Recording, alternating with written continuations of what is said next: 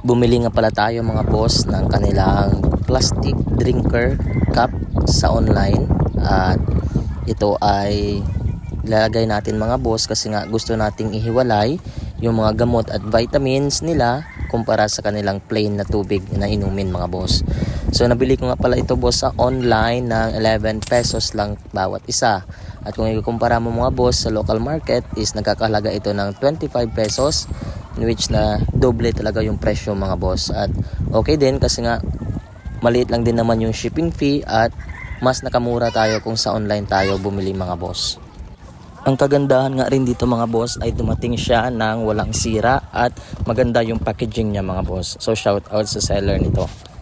Kailangan talaga nating ihiwalay yung mga water soluble na mga vitamins at gamot mga boss sa plain na tubig kasi nga ito ay madaling mapanis at 6 hours lang ito na dapat ay maubos na nila mga boss. Pag tumagal hindi na advisable ng ating mga technician or mismong yung sa packaging mga boss.